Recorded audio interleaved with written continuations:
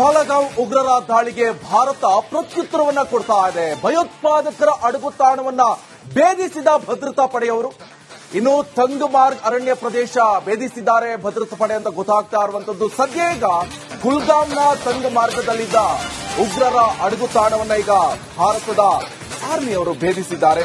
ಜೊತೆಗೆ ಈಗಾಗಲೇ ಸಾಕಷ್ಟು ಪ್ರತ್ಯುತ್ತರವನ್ನ ನೀಡುವಂತಹ ಸಲುವಾಗಿ ಒಂದಿಷ್ಟು ಕಠಿಣ ನಿರ್ಧಾರಗಳನ್ನ ಈಗಾಗಲೇ ಭಾರತ ತೆಗೆದುಕೊಂಡಿದೆ. ಜೊತೆಗೆ ನಿನ್ನೆಯಷ್ಟೇ ಸರ್ವಪಕ್ಷ ಸಭೆ ಕೂಡ ನಡೆಸಲಾಗಿದೆ. ಸರ್ವಪಕ್ಷ ಸಭೆಯಲ್ಲೂ ಕೂಡ ಸಾಕಷ್ಟು ನಿರ್ಧಾರವನ್ನ ತೆಗೆದುಕೊಳ್ಳಲಾಗಿದೆ. ಜೊತೆಗೆ ಎಲ್ಲಾ ಪಕ್ಷದ ನಾಯಕರು ಕೂಡ ಓಕೆ, ನೀವೇನ್ ನಿರ್ಧಾರ ತಗೊಳ್ಳೋರು ಕೂಡ ದೇಶಕ್ಕೋಸ್ಕರ ಓಕೆ ಅಂತ ಹೇಳ್ಬಿಟ್ಟಿದ್ದಾರೆ. ಈ ಪಾಕಿಸ್ತಾನವನ್ನ ರಿಲೀಸ್ ಮಾಡಿದ್ರು ಓಕೆ, ಏನು ತೊಂದರೆ ಇಲ್ಲ. ಯಾಕಂತ ಹೇಳಿದ್ರೆ ಅವರು ಮಾಡಿರುವಂತಹ ಪೈಶಾಚಿಕ ಕೃತ್ಯ ಒಂದ ಎರಡ ಈ ಹಿಂದಿನಿಂದಲೂ ಕೂಡ ಅದೇ ನಡ್ಕೊಂಡು ಬರ್ತಾ ಇರುವಂತದ್ದು. ಅದೊಂಥರ ವಾಡಿಕೆ ಆಗ್ಬಿಟ್ಟಿದೆ. ಅವ್ರಿಗೆ ಯಾರ್ದಾರು ಕೆಣಕದೆ ಇದ್ರೆ ಯಾವ್ದಾದ್ರು ಒಂದು ದೇಶದ ಮೇಲೆ, ಅದು ಕೂಡ ಭಾರತದ ಮೇಲೆ ಸುಮ್ಮನೆ ಕಾಲು ಕೆದರ್ಕೊಂಡು ಬರದೇ ಇದ್ರೆ ಅವರಿಗೆ ತಿಂದದ್ದು ಜೀರ್ಣ ಆಗಲ್ಲ. ಅದು ಯಾಕೋ ಗೊತ್ತಿಲ್ಲ. ಭಿಕ್ಷೆ ಬೇಡ್ಕೊಂಡು ಇದ್ರೂ ಕೂಡ ದೇಶದ ಪರಿಸ್ಥಿತಿ. ಆದ್ರೆ ನಮ್ಮ ದೇಶದ ಮೇಲೆ ಯುದ್ಧಕ್ಕೂ ಕಾಳ್ಗಕ್ಕೂ ನಾವೆಲ್ಲದಕ್ಕೂ ಕೂಡ ರೆಡಿಯಾಗಿದ್ದೀವಿ ಅಂತ ಅಲ್ಲಿ ನೆಟ್ಟಕ್ಕೆ ಸವಲತ್ತುಗಳೇ ಸರಿ ಇಲ್ಲ, ವ್ಯವಸ್ಥೆಗಳೇ ಸರಿ ಇಲ್ಲ. ಸದ್ಯ ಈಗ ಭಾರತದ ಮಿಲಿಟರಿ ಪಡೆ ಈಗಾಗಲೇ ಅವರ ಅಡಗುತಾಣ ಏನಿದೆ ಉಗ್ರರದು ಅದೆಲ್ಲವನ್ನು ಕೂಡ ಭೇದಿಸಿದೆ ಅಂತ ಸದ್ಯ ಗೊತ್ತಾಗ್ತಾ ಇರುವಂತದ್ದು. ಮೊನ್ನೆ ನಡೆದಿರುವಂತಹ ದಾಳಿಯಲ್ಲಿ ಸಿಲಿಂಡರ್ಗಳು ಕೂಡ ಎಲ್ಲ ದಿಕ್ಕಾಪಾಲಾಗಿ ಈಗ ಛಲಾಪಿಲ್ಲಿಯಾಗಿ ಬಿದ್ದಿರುವಂತಹ ವಿಡಿಯೋಸ್ ಅನ್ನ ನೀವು ನೋಡ್ತಾ ಇರಬಹುದು. ಮೊನ್ನೆ ನಡೆಸಿರುವಂತಹ ದಾಳಿಗೆ ಸಂಬಂಧಪಟ್ಟಂತೆ ವಿಡಿಯೋಸ್ಗಳು ನೀವು ಟಿವಿ ಸ್ಕ್ರೀನ್ ಮೇಲೆ ನೋಡ್ತಾ ಇದ್ರೆ ಒಂದ್ ಕಡೆಯಲ್ಲಿ ಭೀಭತ್ಸವಾಗಿ ಉಗ್ರರ ಹತ್ಯೆಗೆ ಒಳಗಾಗಿರುವಂತ 30 ಜನ ಪಾಪ ಅಮಾಯಕರು, ಅವ್ರಿಗೇನು ಗೊತ್ತಿಲ್ಲ, ಪ್ರವಾಸಿಗರು ಪಾಪ ಏನೋ ಕಷ್ಟಪಟ್ಕೊಂಡು ಕನಸಿಟ್ಕೊಂಡು ಕಾಶ್ಮೀರವನ್ನ ನೋಡಬೇಕು, ಮಿನಿ ಸ್ವಿಟ್ಜರ್ಲ್ಯಾಂಡ್ ಅಂತ ಕರೆಸಿಕೊಳ್ಳುವಂತಹ ಇದೇ ಪಾಲಗಾಮ್ಗೆ ಹೋಗಲಾಗಿದೆ. ಅಂತಹ ಸಂದರ್ಭದಲ್ಲಿ ಏಕಾಏಕಿ ದಾಳಿಯನ್ನು ನಡೆಸಿರುವಂತದ್ದು. ಅದು ಕೂಡ ಯಾವ ರೀತಿಯಾಗಿದೆ ಅಂತ ಹೇಳಿದ್ರೆ, ನೀನ್ ಹಿಂದೂನಾ ಅಂತ ಕೇಳ್ಬಿಟ್ಟು, ಮುಸ್ಲಿಮ ಹಿಂದೂನಾ ಅಂತ ಹೇಳ್ಬಿಟ್ಟು ಧರ್ಮವನ್ನ ಡಿವೈಡ್ ಮಾಡಿಬಿಟ್ಕೊಂಡು ಅಟ್ಯಾಕ್ ಮಾಡಿರುವಂತದ್ದು. ಇದನ್ನ ಯಾರಿಗೂ ಕೂಡ ಅರ್ಗಿಸಿಕೊಳ್ಳೋಕ್ ಆಗ್ತಾ ಇಲ್ಲ. ಸೊ ಈ ಹಿನ್ನೆಲೆಯಲ್ಲಿ ಇಡೀ ದೇಶಾದ್ಯಂತ, ಇಡೀ ವಿಶ್ವವೇ ಖಂಡಿಸ್ತಾ ಇರುವಂತದ್ದು. ಈಗಾಗಲೇ ಸಾಕಷ್ಟು ಕಡೆ ಈಗಾಗಲೇ ಪ್ರತಿಭಟನೆ ಕೂಡ ಮಾಡ್ತಾ ಇರುವಂತದ್ದು. ಪಾಕಿಸ್ತಾನಕ್ಕೆ ಉತ್ತರವನ್ನ ಕೊಡಬೇಕಾಗತ್ತೆ. ಹೀಗೆ ಬಿಟ್ರೆ ಮುಂದೊಂದು ದಿವಸ ಮತ್ತೆ ಕಷ್ಟ ಆಗತ್ತೆ. ನಾಳಿನ ದಿವಸ ಏನ್ ಬೇಕಾದ್ರೂ ಮಾಡೋಕ್ ರೆಡಿ ಇದ್ದಾರೆ ಅವರು. ಸೊ ಈ ಹಿನ್ನೆಲೆಯಲ್ಲಿ ಈಗಲೇ ಇದಕ್ಕೊಂದು ವ್ಯವಸ್ಥೆಯನ್ನ ಮಾಡಿಬಿಟ್ರೆ ಮುಂದೊಂದು ದಿವಸ ಎಲ್ಲವೂ ಕೂಡ ತಣ್ಣಗಾಗತ್ತೆ.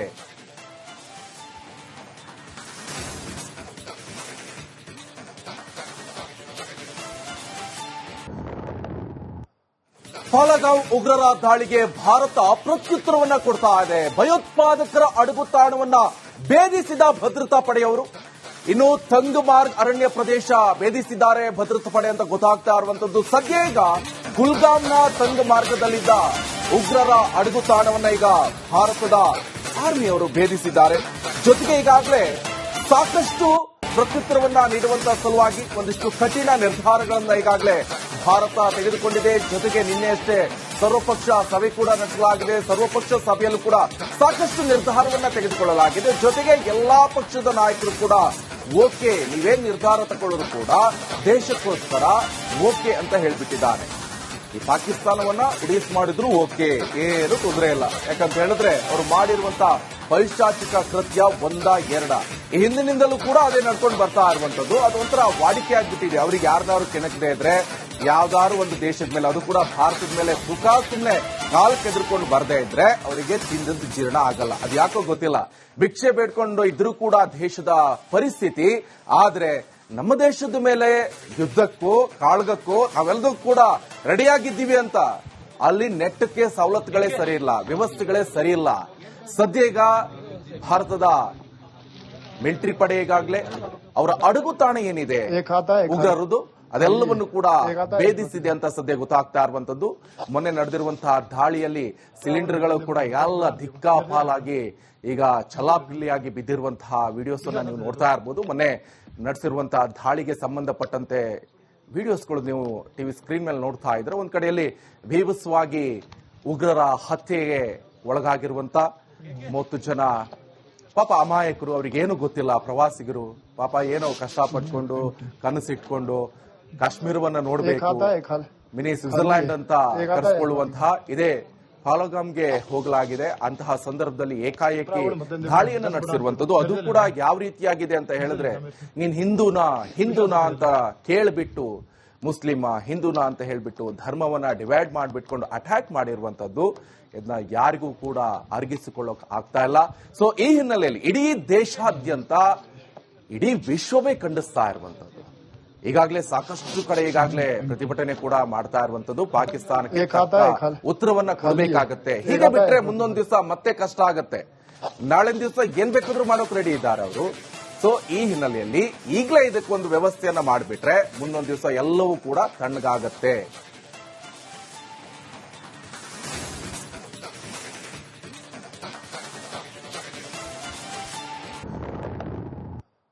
ಪಾಲಗಾಂವ್ ಉಗ್ರರ ದಾಳಿಗೆ ಭಾರತ ಪ್ರತ್ಯುತ್ತರವನ್ನ ಕೊಡ್ತಾ ಇದೆ. ಭಯೋತ್ಪಾದಕರ ಅಡಗುತಾಣವನ್ನ ಭೇದಿಸಿದ ಭದ್ರತಾ ಪಡೆಯವರು.